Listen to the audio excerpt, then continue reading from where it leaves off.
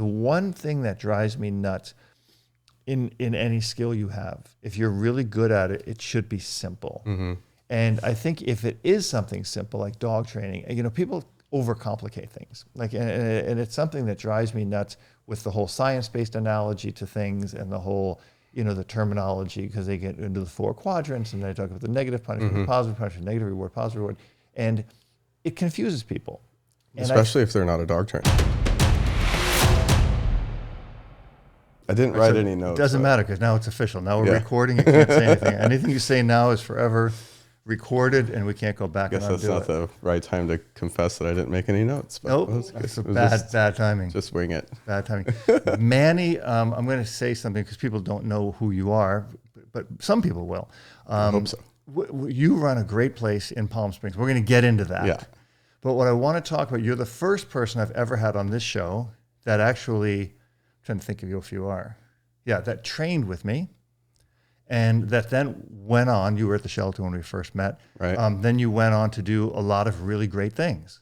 Yeah, it's been a journey. Yeah, it's been. Now, when did we first meet? I think it was late 2012. I just started my job at the Palm Springs Animal Shelter. I started as a kennel tech, scoop and poop and doing all those things. And I believe I had seen a video of you at a shelter, and I went to my supervisors and told them that we needed someone to come help us with dogs. And then a little while later, you were in Palm Springs. Yeah. I think I still have footage of that. If I can find it, I'll do it. That'll be cool. There's a lot of dogs we worked that time, that trip. There was some tricky dogs too. I remember that. There was a couple of human aggressive dogs. There was a food aggressive dog. I think that food aggressive dog is interesting. I think I put that in the shelter dog training course, actually, right? Yeah. Didn't I? Yeah, we still have that picture.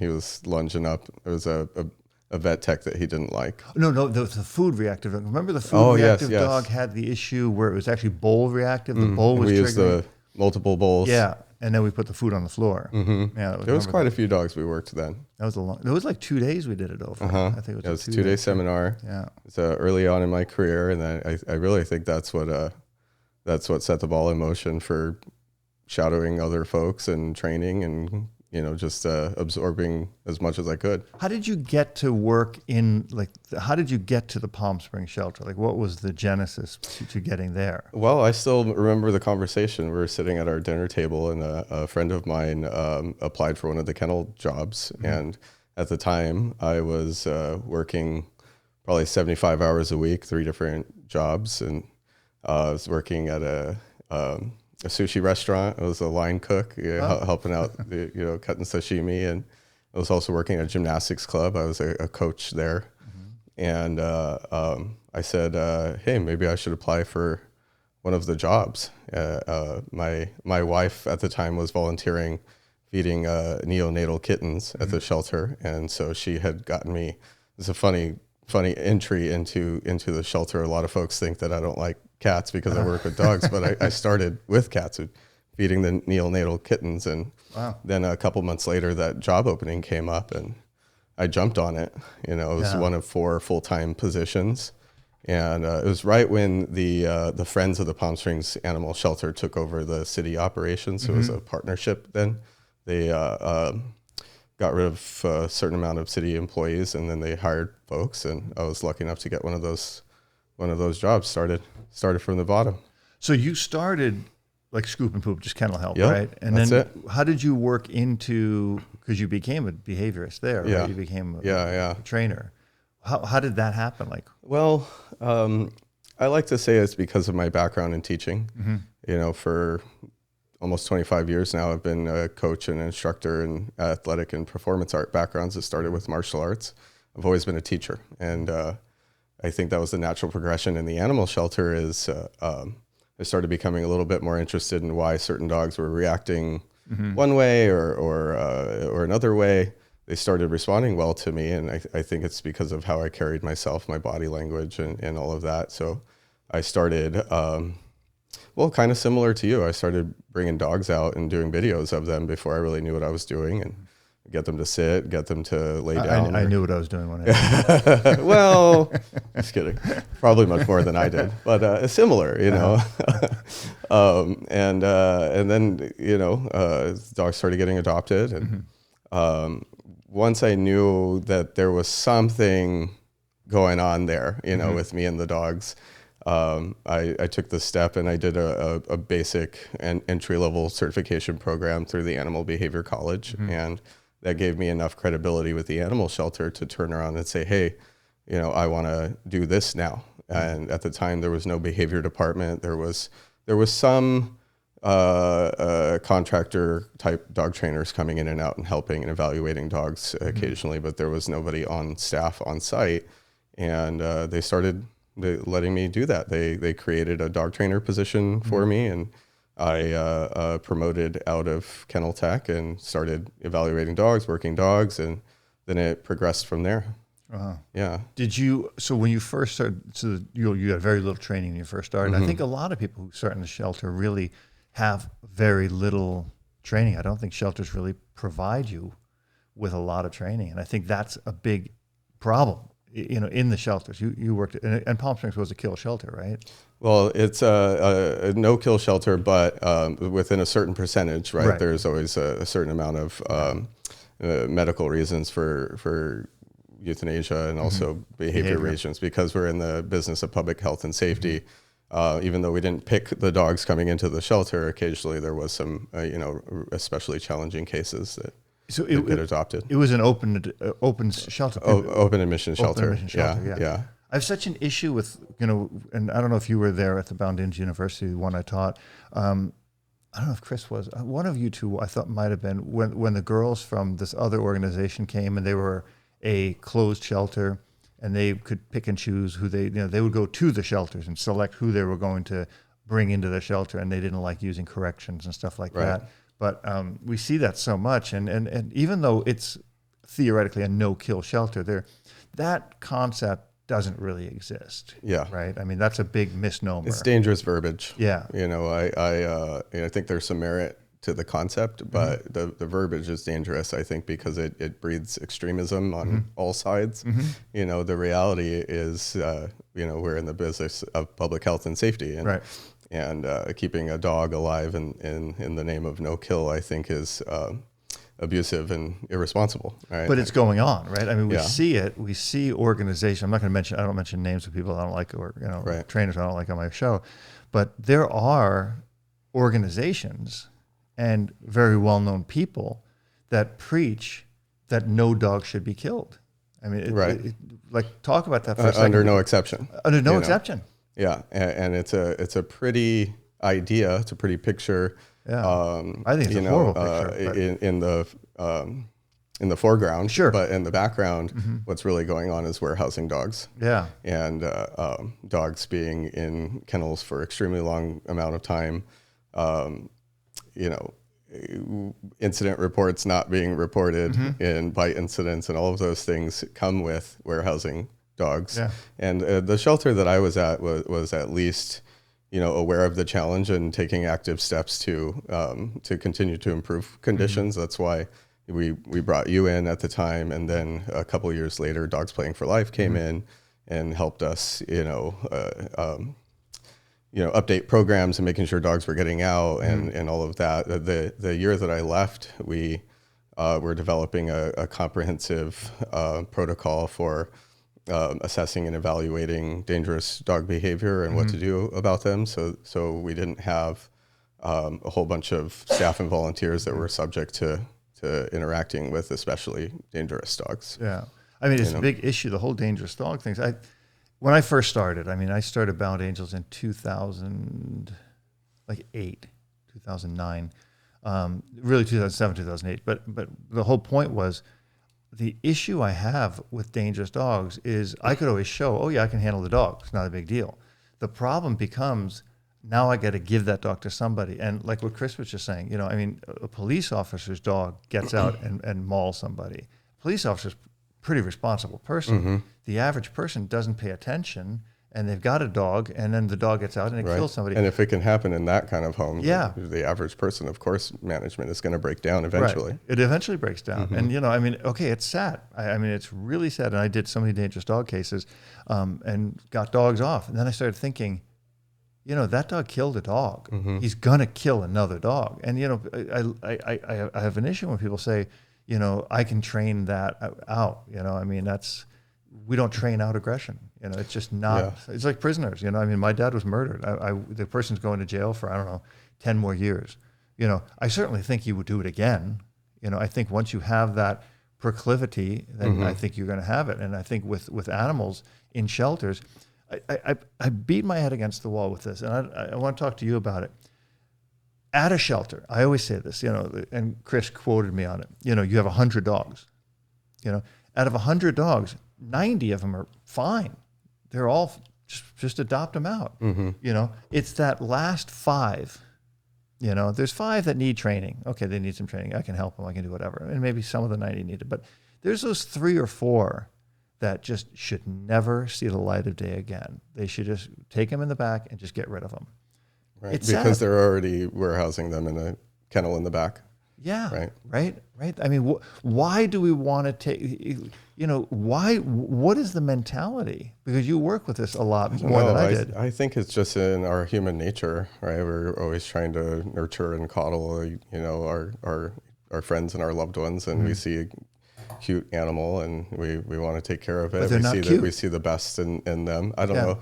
Sometimes I maybe blame a big cartoon animation company for the way we perceive dogs. Yeah, like Disney or I wasn't sure the rules on it. Okay. But yeah, it's that whole Disney idea, right? Like that all dogs are aiming to please, and all dogs are easy, and we're humanizing things. And the reality is, it's just not true. There's plenty of dogs that are especially challenged, like you say all the time. We can't combat genetics, and we can't love a dog out of you know, certain problems like that. That's why moving into the private sector, I have these conversations a lot with folks, and I tell them, just because we can, in theory, work on this, should we? You know, because who's going to be responsible for this dog after the training? There's a lot of folks that think training is just a you know, cure-all, fix-all, but what they don't understand is that it goes on forever for the life of the dog, and if we can't reasonably, you know, come up with a plan for that dog to keep things safe, even if there is training involved, you know, what are we doing when we're risking public health and safety? You know, people don't look at that. People don't want to look at that picture because they always say, well, you know, he was beaten. And he was abused, and he was this, and the kid put his face in the dog's face. You know, I don't care if you put your face on first of all, I'm going to not let you put your face in my dog's face. You know, I mean, Chris did it, but I was okay with it, you know, because if he gets bit, who cares? But if you know, if a child's around my dog, I just tell him no. Like, it's not allowed. And these are the things that people don't, you know, in the old, your dad was very strict. That's why, you know, you and I have talked about this. He's a martial artist. In the old days, it was no, you don't do that. Right. Nowadays, it's like, well, you know, we don't want to tell our children no, and then we don't want to tell our dogs no. Oh my gosh. And all this goes down the line. And that's when you see, you know, with your shelter work, you see a lot of these dogs that then end up, boom, they're in the shelter for a mistake that, they made it. Yeah, they're responsible for it. But it was brought about by stupid human behaviors, right? I mean, what is the shelter's position? Because I want to stay on that for a second, because you spent quite a few years at that shelter. It's about 6 years. Yeah, 6 years is a long time. Like, then the dog comes in, the dog has a bite history, and the dog is now a dangerous dog. And then do you work with that dog? Do you try to recondition that dog? Do you at that shelter want to adopt that dog? You know, in other words, okay, this kid's face is mauled. Okay, now this other family's coming in with a nice little sweet girl who has a pretty little face. Do you want to say, oh, you should give him a try? You know, I think, you know, I think Lucifer would be a really nice dog for you. It's a tricky topic. You know, I was fortunate enough to work at the Palm Springs shelter, and then when I left the shelter, I had the opportunity to travel for a year and a half working at different shelter locations, and from my perspective, what I saw was a a lot of well-intended folks who were not doing right by the public or the dogs. You know, I don't know if it was just to save face potentially or to feel good about saving someone, but then a dog, but then eventually what happens is a serious accident. Sure. You know, I just I feel like there's something that makes folks feel good about the project. You know, we're Chris and I were talking about this a lot of times in relationships with people too. They get into a project relationship with someone. They want to fix this person, and at the end of the day, with all the fixins, the person is still the person, and the dog is still the dog. And people don't want to be fixed, right? You know, I mean, I always say that too, you know, and again, I've been through relationships, you know, I mean, I'm in a really great one now. My wife's amazing. I know you have a really amazing wife. Like, don't find the person that you want to create to be the person you want them to be. Find the person that's the person you want to be with. Right. You know, and the same thing with a dog. You know, I mean, if you get a puppy, then you have that opportunity to kind of shape that kind of dog based on it's got good genetics. But if you just get a problem dog out of a shelter, and if it's you alone, it's one thing, right? But if it's now me and my wife, and then we have a kid, I mean, I don't have any kids, but if I had a kid, then the kid's involved, you have children. You're responsible for that. Yeah. So that's the thing. So organizations come along, and I'm not mentioning any names of organizations, but they come along, and there was one organization, and we both know their name. We both have not been associated with them, except I argued with them once, actually a couple times. Argued with a few people. Yeah, I've done that quite a bit. But this organization took these fighting dogs from Michael Vick, okay, and was going to rehabilitate them. And then, you know, so most of the dogs and this is, you'll attest to this, most dogs that come in, they say, oh, it's a fighting dog. Most dogs are bait dogs. Right. So a bait dog is not really a problem. A bait dog is a fearful dog. It's a nervy dog. It's not going to really fight back. That's why it's a bait dog, because it's that. And they'll try to train these dogs. Okay, they get those dogs home. But if you have a real fighting dog, those couple of real good dogs that Vic had, and I mean good fighting dogs, not good dogs, because somebody's going to criticize me on this one. Somebody's going to say, specify. Oh yeah, Robert said fighting dogs are good dogs. No, I'm saying the good fighting dogs, the good bad dogs. Okay, the asshole dogs. Okay, the dogs that were real bad. You're not rehabilitating those. There are stories of those dogs, especially one in particular, that got out of the enclosures and went and killed another dog, and they still have kept it. And I'm not mentioning the organization because I don't get sued, because that's all they love to do is sue people. That happens, right? So where is that line where we say, okay, you know what? This dog, that's it. I mean, if I ran the shelter and I was offered one place, Ventura offered me to run their shelter system, and my rule would be, you come in, is that what you did? Okay, you're done. Right. Next. But we're not clearing shelters.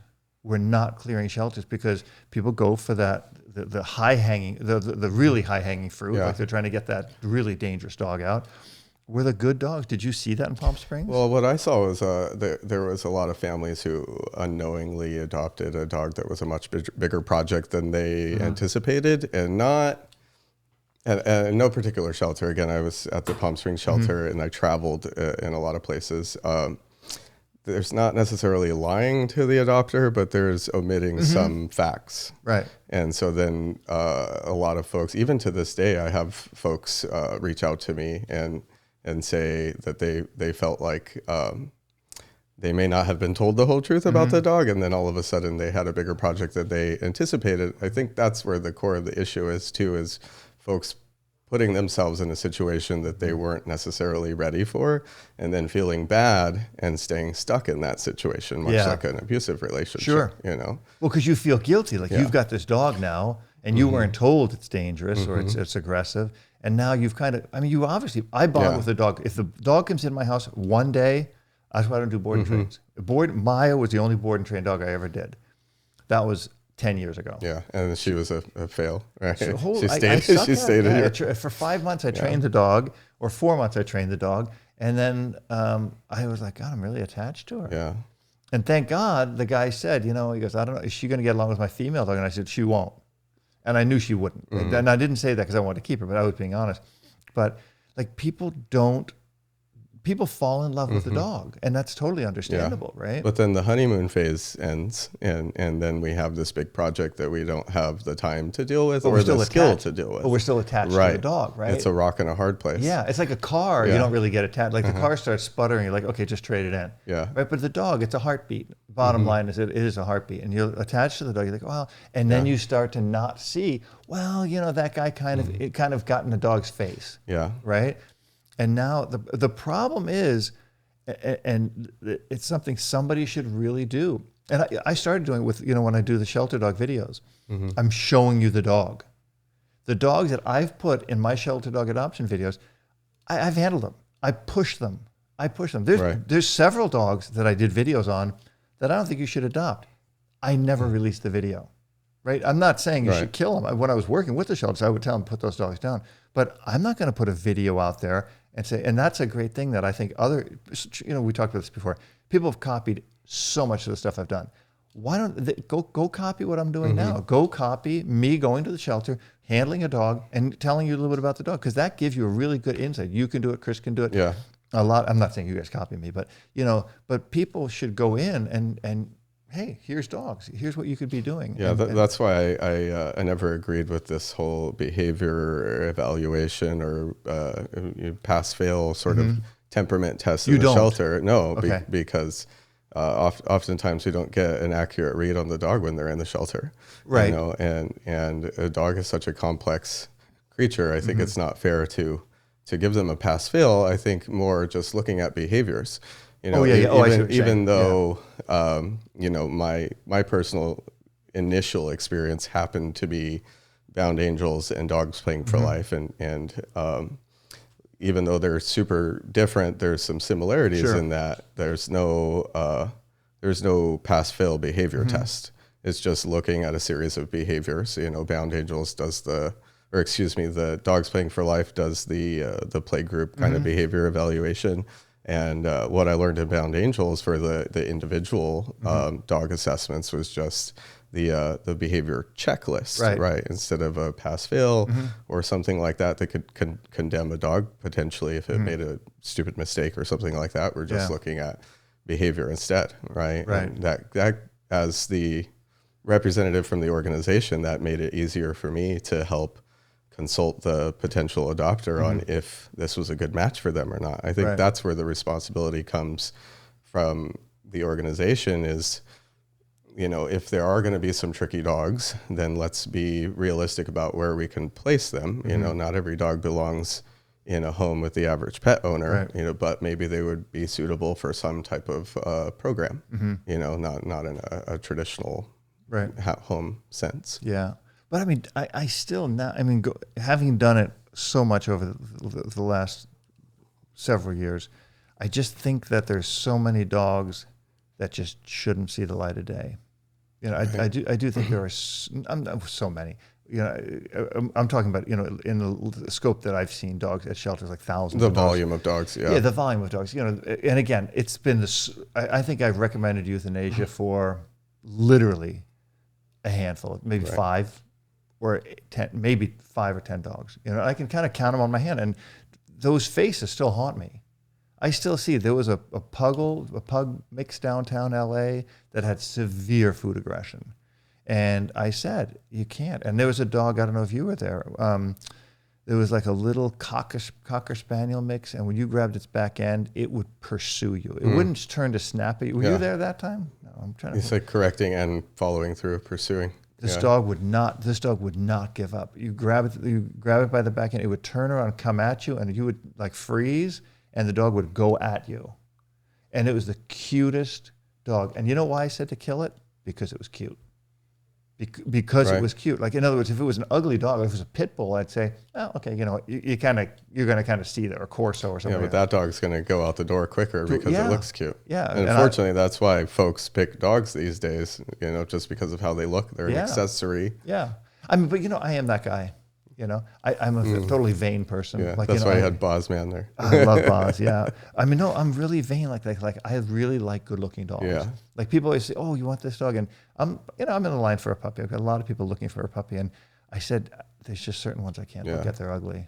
I can't do it. But also you have the wherewithal to look at their behavior too. Yeah. Like it's down the list. No, I'm just kidding. I call it LP, low priority list. Yeah. No, for me, it's all about temperament. Temperament is number one. But if the dog has a great temperament and an ugly look, how's that coming home with me? Maybe it's going to make a great home for somebody. That's why I was surprised you invited me here today. I know, but you've got a great temperament,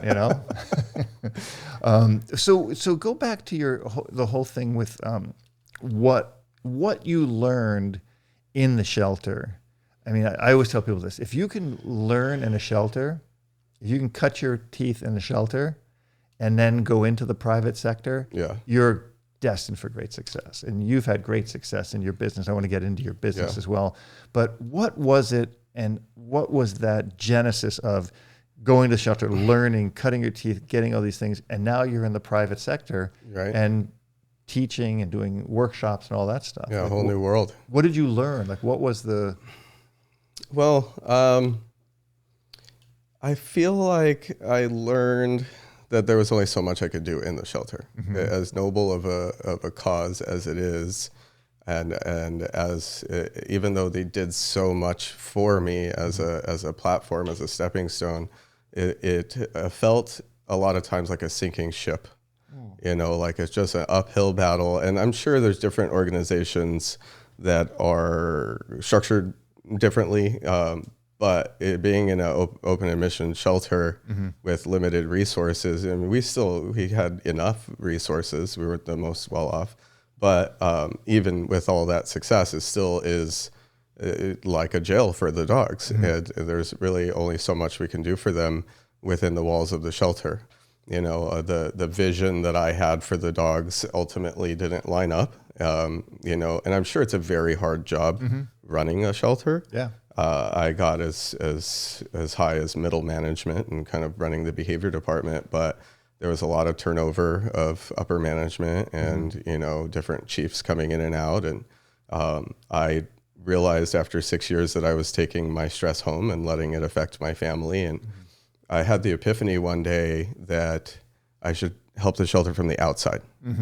I was running into a ceiling, not just with what I wanted to do with the dogs, but the growth of my career, understandably, if the organization only had, so much resource they could give to one person and all of that. So, but you learned a lot, right? Yeah. And, but you in other words, the learning you did from the different styles of dogs, the different temperaments of dogs, the different behaviors of dogs, like that, carrying that into the public. I mean, it seem to you like when you have a private client, you're like, oh, this is easy. Yeah, because I've seen it all before, right? And with the people too. That's something that we don't talk about a lot. But what was great working at the shelter was not only did I have access to every dog temperament that you could possibly think of, I had access to over 500 volunteers. Wow. And so at the same time, I was learning how to interact and deal with dogs and their behavior and their varying levels of difficulty. I was also learning how to do all the same things with people. Do they ever drive you nuts? Like, because I've worked with volunteers. The dogs or the people? No, the people. The dogs don't drive me nuts because I think dogs are pure. Right. Right. Like a dog, I know you're going to bite me. Yeah. Right. I don't know you're going to stab me in the back. But, what I'm talking about. It's like Chris says, I'll always trust a dog to act like a dog. Yeah. It's always easy. Like rarely will a dog surprise me. I mean, people, I came up with this theory about 30 years ago where I said, everybody I meet starts at a zero. Right. So people say, aren't you disappointed the guy did that? I went, no, he actually surpassed my expectations because I started him as a zero. When I was younger, everybody started with 100, and I would have this horrible deduction system that I was using. Where as I got older, in my 30s or so, I was like, I'm going to start everybody at a zero. Well, the other way, you're setting yourself up for disappointment. Right? Yeah, failure. But if you put the bar just above the ground, then you're pleasantly surprised. I never put it above the ground. I just rested it comfortably on the ground. Yeah. But with volunteers, I mean, what was your? Because I came into this later. I was older. You were a young guy, right? So, and most volunteers, I think, were probably older than you. The interesting dynamic sometimes. Right? What was your frustration level like in dealing with people? Because volunteers don't want to they want to save dogs. I'm not going to say they don't want to save dogs, but I think their approach to saving dogs is ideal at best. Yeah, it's sometimes not the most helpful for the dog either, right? We talked about taking Fido out into the yard and throwing the ball for him for 20 minutes. That's only going to encourage more challenging behavior for the adopter. And what we have to remember is, the volunteer or the staff member, they're not taking the dog home. Yeah. Did you have any success at all in trying to get, because I remember at West LA, I told this volunteer what this dog needed. This was a dog named Storm. I never forget this dog, because actually 3 weeks ago, Janet and I were in the shelter, and the lady who adopted Storm was there and told me the whole story, how she adopted. It was a white German Shepherd. And I think I saw that picture. Yeah, and Cody was there back then, your friend, and he and I had him run by Storm, and he almost got bit, and I knew that was going to happen. And I knew I put together a complete protocol of what this dog needed. This is the training. This is the way the dog interacts. This is everything this dog needs. And I made an outline for the volunteers at the shelter, at the West LA shelter. And the next month, I was sitting in the room about to start my class, and the volunteer brings Storm out and starts throwing the ball, and the dog's just running for the ball. And I grabbed that volunteer, and it was actually, the volunteer was in a relationship with a friend of mine, a good friend of mine. And I read her the riot act. I said, when that dog dies, you're killing that dog. You should put the needle in that dog's arm because you're killing that dog. Tough and to she hear. was like, yeah, but it's the truth, right? Like, why am I going to lie about it? And I said, this dog will die because of you. And she was like, well, and I said, the one thing I said is, don't take the dog out and throw a ball for him, right? Take the dog out, teach the dog structure, because the dog was in the shelter because it had bitten someone. And it had bitten someone who was running by him, which throwing a ball. And that's exactly what they were rehearsing. Yeah, exactly what they were rehearsing. And so eventually they kind of did. They listened. Like, I bought the dog another. I went to the management. I said, look, give me another month with this dog. And then they started doing it. And then this lady came about, and we had to show the dog, whatever. But did you ever just bang your head against the wall? Like, at times, sure. I think it's inevitable when you deal with so many people, especially in such a fast-moving environment. I was fortunate in that my background is in people. I tell folks all the time, even though now it's been 10 plus years, I'm not the most experienced dog trainer. I feel pretty experienced now. But my bread and butter, my background is in people. My first job ever when I was 12 years old was at a gymnastics facility. I was teaching kids. Okay. As a kid teaching kids. And then I grew up through my teen years and in my early 20s working in different gyms and teaching anything from toddlers, mommy and me classes, all the way up to adult classes and everything in between. And I brought all that experience with teaching and people, on top of working in the dojo, to the shelter. And the only thing that was different was that now I wasn't teaching folks about tumbling or self-defense. I was teaching them about dogs. And so I used some of my background in teaching to foster relationships with people and understanding how to maybe explain the same thing 10 different ways so that you can break through to a person. But inevitably, I think with the volume of folks, there was some people that, weren't a good match with me, and we butted heads a little bit. And I tried to just approach everything with kindness as much as I could, and then seek help from others if I couldn't break through to a client, a volunteer. Funny I said client, because it's the same thing now, right? In the private sector is. Some folks you're going to butt heads with, and some folks you're going to jive with really well, but it's learning how to make those adjustments. That came from working with children, which is why it really irks me to hear about this positive only movement and how you're going to ruin your relationship with your dog if you don't say no and all of this. I grew up working with kids. That's what I know. And what I know about kids is they have to be told no. It's for their own good. Yeah. Otherwise they're going to get hurt. They're going to break something. They're going to hurt somebody else, whatever the context is. In my experience, it was at the gymnastics club. We had rec, we had competitive, team stuff, and parents with goals for their kids, or kids that didn't want to be there. They were, running around loose, jumping off equipment, everything that you could think of. And if we didn't tell kids no, if there was no structure, no limitations on you can't use the equipment at this time or like that or whatever, there would be a lot more ambulances coming to the gymnastics club, you know. And now, as a parent myself, I've got a 7-year-old son and a 2-year-old daughter. Thinking about how many countless things they do or have done that could have got them hurt or worse, if I wasn't telling them no, then they would be failing a lot, you know. And there's something to be said about failing. Yes, to some degree, we want kids to do dangerous things safely, as it's said, so they can learn and grow. But some things are far too dangerous for, or some things just aren't acceptable. Like, for example, how do I teach my son, this really happened, by the way. Okay, good. That throwing a monster truck at his friend's head out of frustration over a video game is bad without making him afraid to give me a hug later. You know, how can I discipline with kindness? Because we've always, all of us have met somebody who grew up who was never told no, and how self-absorbed and bratty that person is. But on the flip side, we've all met a person who grew up with parents that were too strict and how flat and shut down they are. To me, it's an ebb and flow, right? In the middle, just like martial arts. It's about balance, being firm and soft at the same time and not staying in one place. That's how ultimately I think we're going to get over this influx of behavior problems. But how did you teach him not to throw the Tonka truck at monster truck? Well, I understood that he had a limitation, and you can only talk so much before you make something happen. And so as he was about to throw the monster truck, I didn't let him. Luckily, I happened to be close to intervene, to interrupt. But I didn't let him. I stopped him. And then how did you stop him? I physically put myself in the way. Right. And he saw that he was going to throw his truck at his dad and not his friend.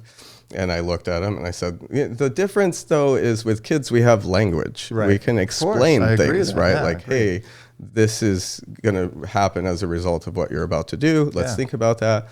You know, at my house, we practice 1, 2, 3, you're going to stop no matter what. And my daughter's just learning this. She's a 2-year-old though, so that's only works so much. My mother did that. She just didn't know 1 and 2. Yeah. It's like, we're going to stop at 1. But it's learning. There's only so much talking that you can do before the kid is going to do whatever they want anyways. I learned this in the gymnastics club. And it's not serious, don't go run under the balance beams.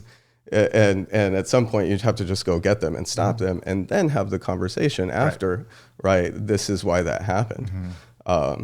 And instead of getting pissed off at my son, don't throw that toy, blah, blah, blah. I'm not modeling the behavior I'm trying to stop. I do it calmly and with kindness, but you're going to stop no matter what. And it depends on the level of what the situation is. A 2-year-old example, my daughter, she's going to watch this one day, but I tell my son all the time that he was a much nicer baby than my daughter. She's a sweetheart, but oh boy, she's like the epitome of terrible too. And she really likes to stand up on the stools. And one day she fell and hurt herself. And so we're practicing only so much with the 2-year-old, but 1, 2, 3.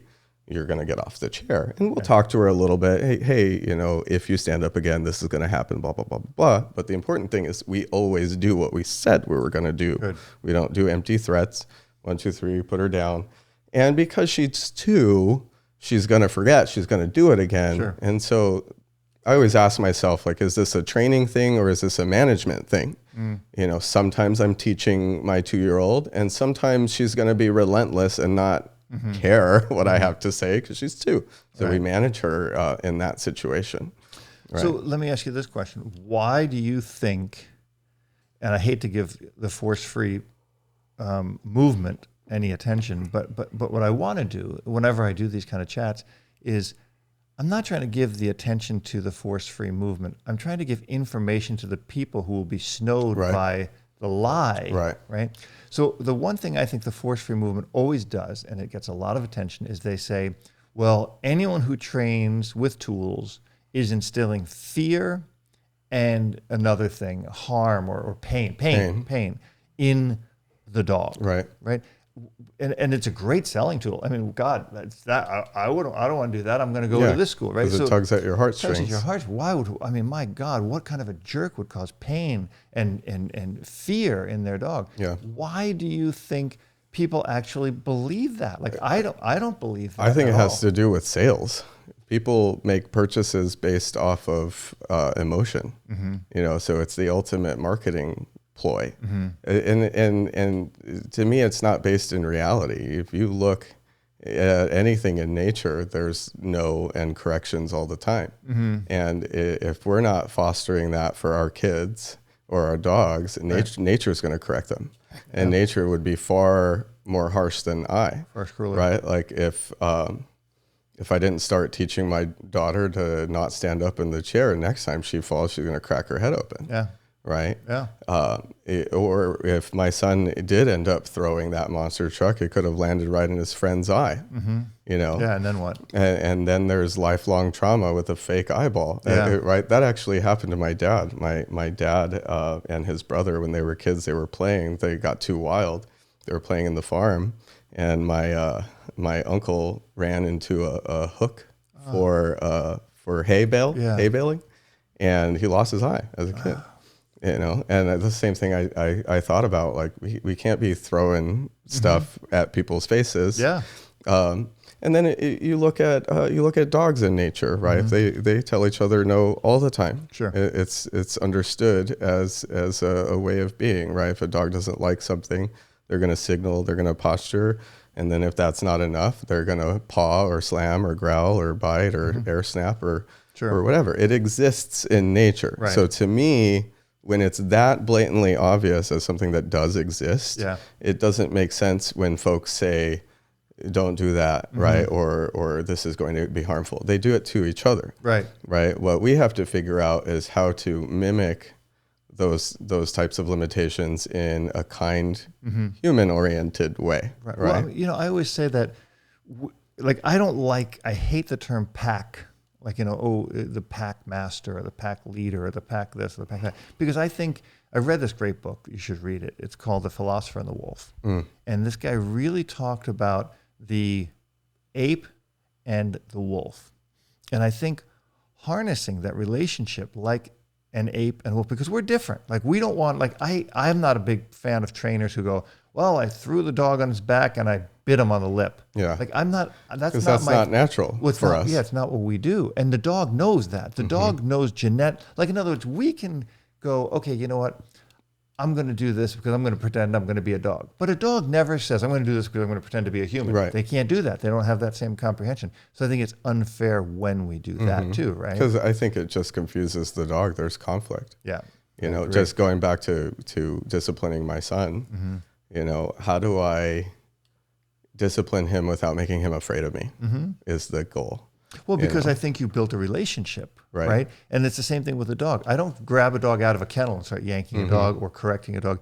The first thing build rapport. Build rapport. I take a dog out of a kennel at a shelter or whatever, and I give him cookies. I pet him. I talk to him. I walk him. I move him. I show him this. I show him that, and then I give him an opportunity to gain a reward. I'm always teaching the dog in the beginning. Here's how you get a reward. Here's what I want you to do. Here, I'm going to set you up for success over and over and over and over again. And then I'm going to let's see if you'll fail. And if you'll fail, I'm going to block you with a correction. Now, if you insist on pushing me, you're going to get a harder correction, right? But that doesn't come until we've built the relationship. And the same thing when we talk about kids. I taught kids karate for many, many, many years.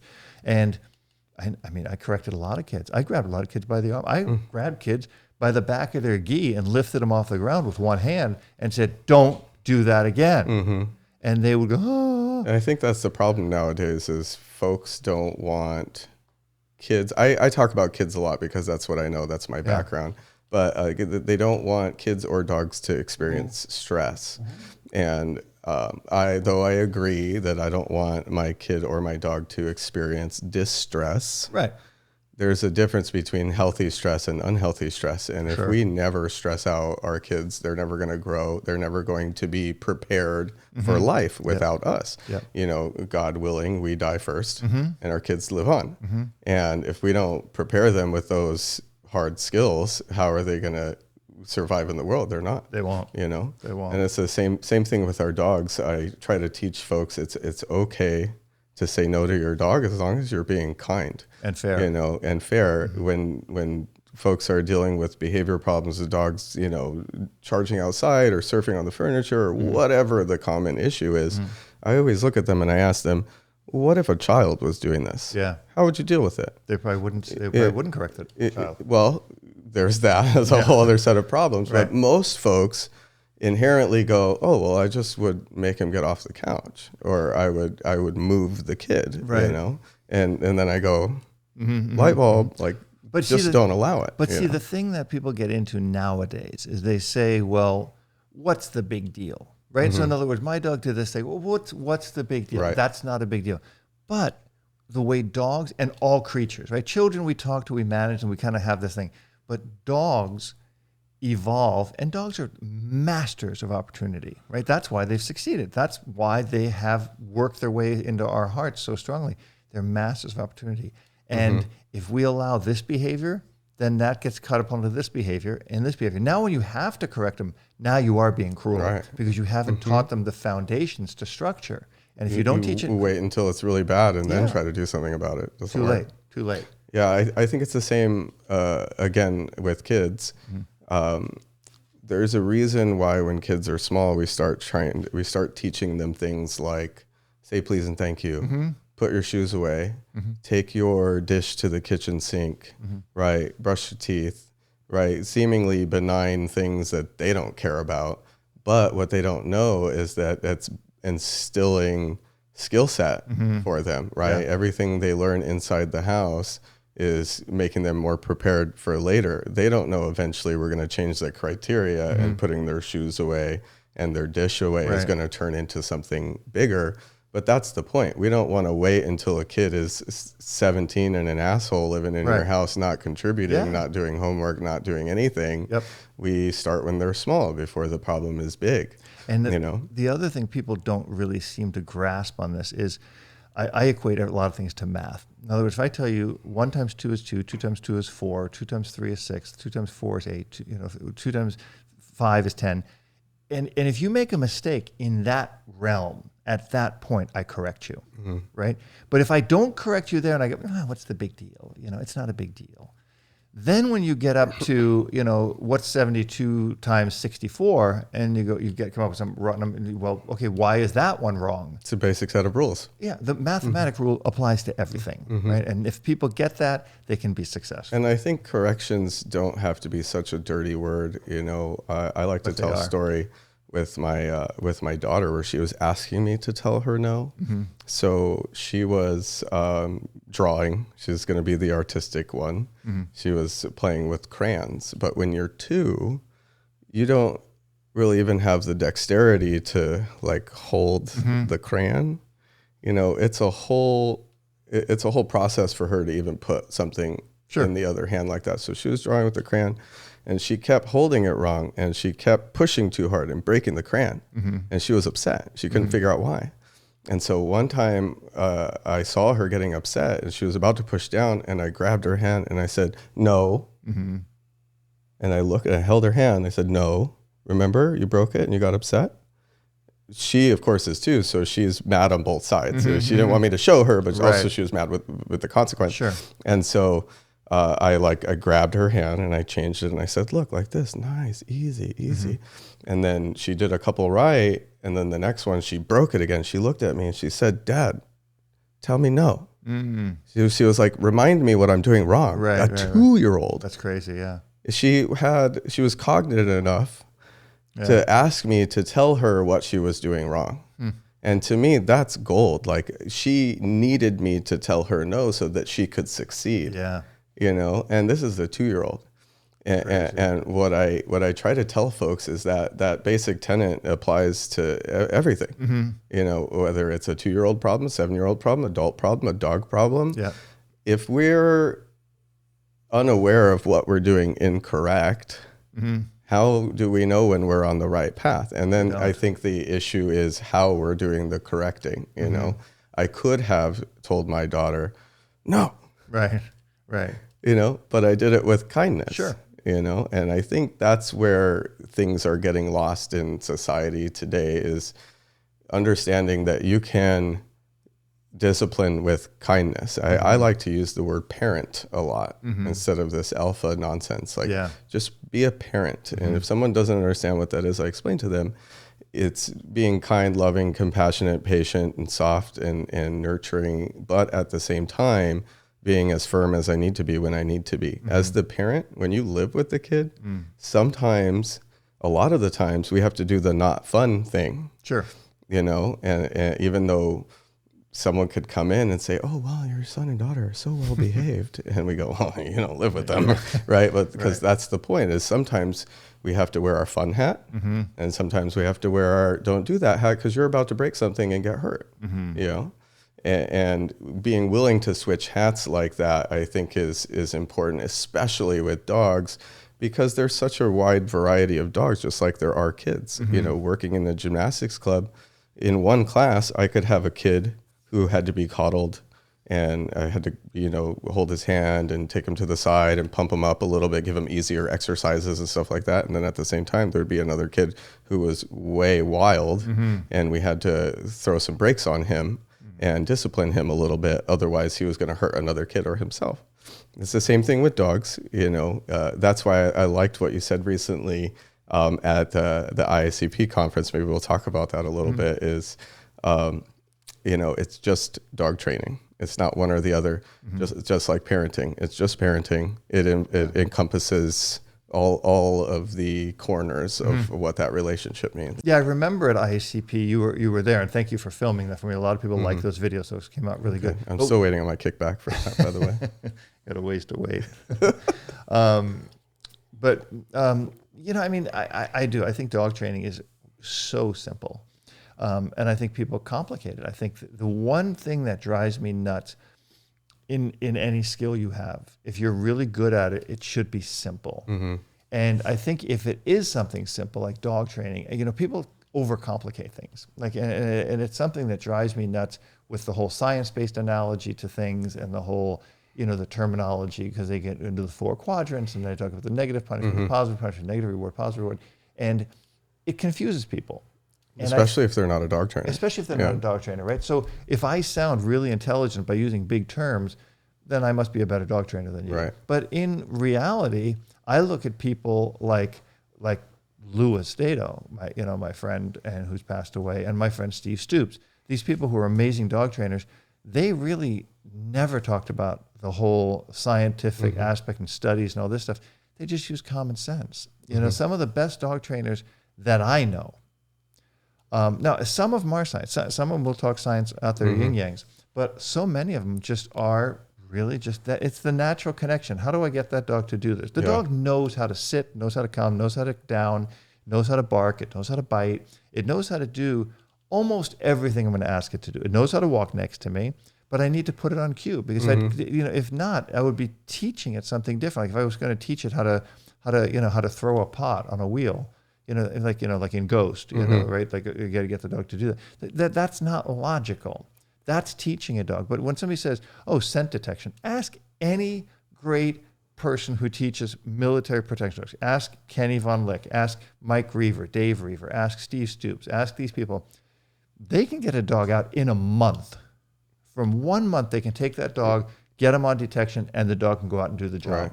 Well, there's dog trainers who it takes them 3 months to get a dog to walk on a leash, or to run blinds in IGP. It's not that complicated, But I'm veering off, but that's what I was kind of talking about in my whole thing at IACP was keeping things real simple, because it's a pure form, it's an art form, it's something that I might do it different than you, than Chris, than Stoops, than Peter Scheck, than Oscar Moore.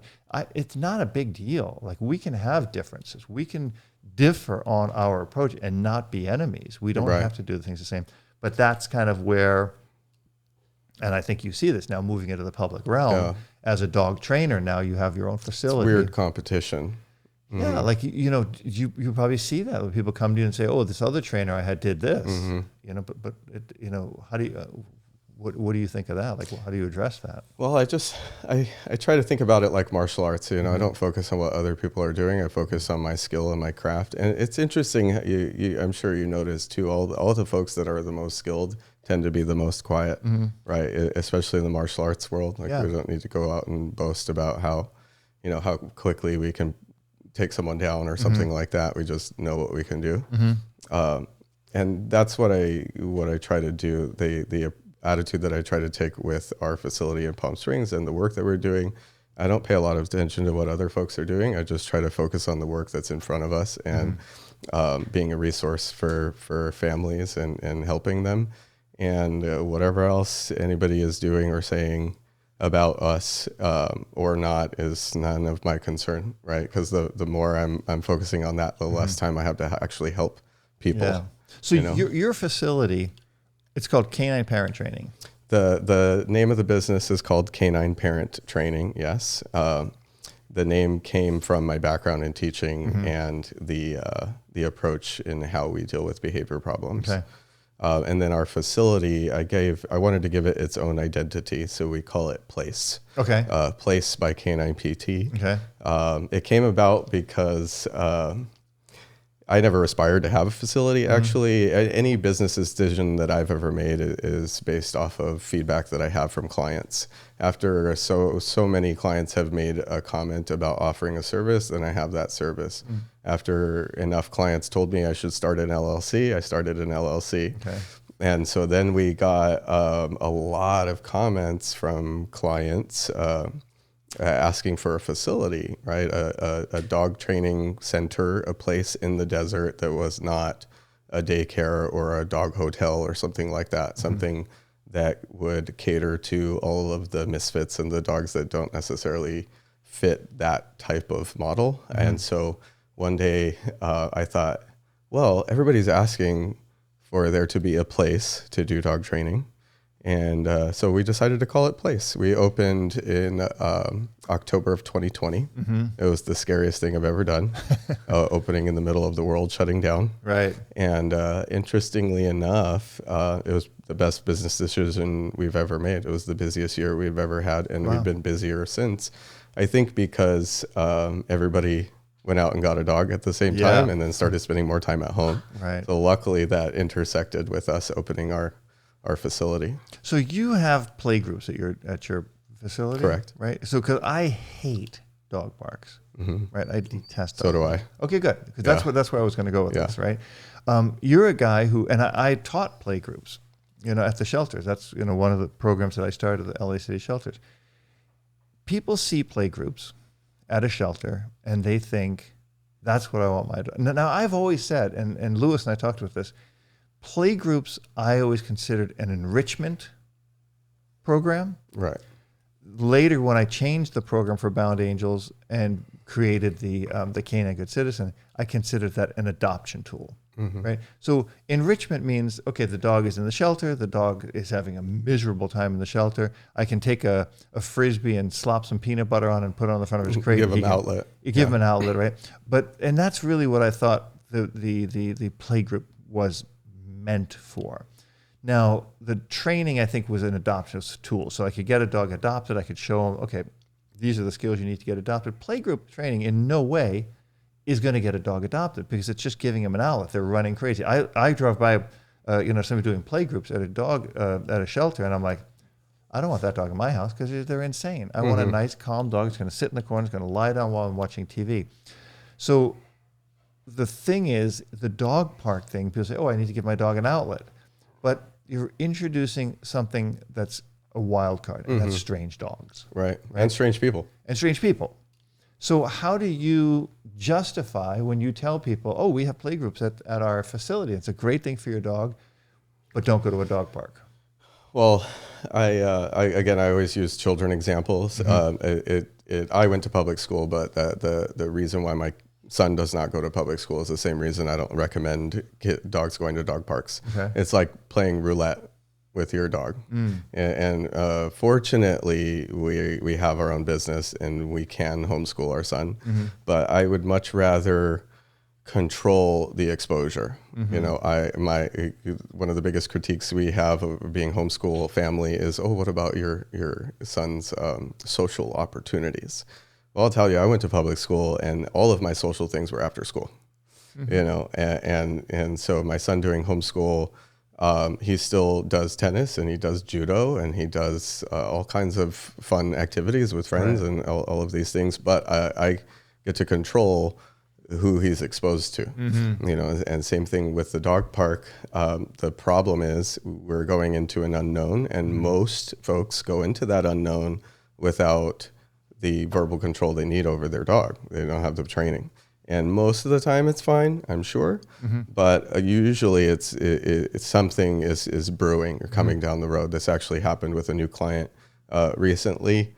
I had recommended that he stop going to the dog park because his dog would flip into prey drive and go after other dogs, especially. And another reason I go to the dog park is folks don't pay attention to signs, and there was little dog owners and their dogs going into the big side and causing problems. And so I let this client know that something was going to happen. And then a couple of weeks later, something happened and it turned into a bigger project all of a sudden. And so the way we differentiate dog park and play groups at our facility is there's virtually no unknowns. If we are assessing an unknown dog, we're super conservative because it's not a shelter. At the shelter, there was a med team in the back and nobody owned the dog. Like, let's go. If we're going to have an accident, oops. But you know, they can get taken care of. At the facility, at our facility, everybody's a paying customer. Right. And so what I tell folks is that if we do play group, it's going to be based off if the dog wants to do play group. And all the dogs are known, vetted, social dogs. If we have a behavior dog, they're doing a very different kind of play group, if at all. And usually we don't do play group right away at the facility because we're trying to be conservative and safe with everyone's dogs. In 3 years, I've never had a dog fight. Awesome. Knock on wood. With those behavior dogs, we tend to not put them into play group until we've had a couple of weeks with them, building rapport, building verbal control, some basic skills, and then we do play group. But play group isn't the center of our programs. We do we'll do play group, and then we'll do smaller one-on-one or a couple of dogs at a time. We call them little socials. And then we try to honor what the dog wants. You know, if he just doesn't seem into play group, then we're not going to make the dog do play group. To me, it's the equivalent of a kid who's more of a bookworm and they're being forced to do sports and they don't like it. Or vice versa, you know. We try to honor what the dog's limitations are, and we try to honor what they want to do. But generally speaking, we can get folks to buy in to letting their dog socialize in a controlled setting. You know, so we have safety gear around, and we don't overinflate the numbers. You know, it's a different business model. We can't have 80 dogs running around in a big play group all day long. Even if there's not a fight that happens, I would say that there's behaviors that are being rehearsed that make it hard for polite behavior later. But we don't do that. So everything is based off of downtime space. All the dogs get to do play groups. If they're there for just recreational activities, they might break away and do flirt pole or mill or tug or agility or something like that. And if a dog is there for training, they would break away to do their whatever training sessions they need to focus on. Interesting. I mean, I tell you, I ran the play groups for a few years at the shelter, and I never had a problem with it. I never, knock on wood, Lewis and I ran it. I mean, we had as many dogs in there, but we had immense structure, very firm, fair corrections, and we never had injured one person or a dog. And I know a lot of people who do the play groups, you know, they have issues with it. I think you got to protect the dog. You know, I think that's the thing. And I think if you have a private situation like what you have, then it becomes harder, right? Like the dog has these certain behaviors because they learned them at home or in the dog park. And now the dog's going to need a correction. The dog's going to need structure. you can't just let a kid go up on the rings in gymnastics and dislocate their shoulder. Right. That those structured things are people shy away from. People get worried about it. But let's wrap up on this thing on your facility, Sure. because it's in Palm Springs. Right. We're located in the heart of Palm Springs, Okay. Just across from the airport. Okay. I like to say we're conveniently located in between the VCA Animal Hospital and the Palm Springs Animal Shelter. Okay. It's a great space. Okay. It's cool to have a facility in such a renowned destination location Sure. around the world. It has its ups and downs, though. As busy as it is in Palm Springs, there's a plethora of dogs. A whole big chunk of families and dogs leave, at the end of season. Oh, right. For Yeah. the desert. Around October to April is our busy season. Then we slow down during the summer. But I especially enjoy it. It's a little over 4,000 square feet of indoor training space. We take great care in making sure that all the dogs are comfortable in our kennel room. Like Chris was saying earlier, we can have contractors and visitors coming in and the dogs aren't making a peep, but they're calm and happy and not making a peep because of how we organize the structure of the day's activities and all of that. Right now is a great time of year. It's cooling off, so we can do field trip sessions and offsite things for the dogs in the training programs. So if people want to get hold of you, what's the best way to find you? Is it a website, or is it your Instagram, or what's the best way? So all our social media handles are at Canine Parent Training, letter K, number 9. And they can find us on our website as well, canineparenttraining.com. We offer a variety of services from private lessons to board and trains, recreational programs, and we're also doing workshops. We just got back from teaching at the International Association for Canine Professionals. You were there. We taught pet CPR and first aid, pre-veterinary emergency training skills, how to mitigate those accidents before going to the vet. We've got our next class coming up tomorrow afternoon in Palm Springs, so we're gonna leave here and then go teach. You gotta get out of here. Yeah. Yeah, that's good. All right, well, listen, you're welcome back anytime. It was good to finally sit down with you on this podcast, because we said we're going to do it for a long time. Yeah, it's been 2 years in the making. I think more than that. I appreciate the invitation. Yeah, it was fun. It was really fun. We'll do it again. Excellent. All right. Thank you.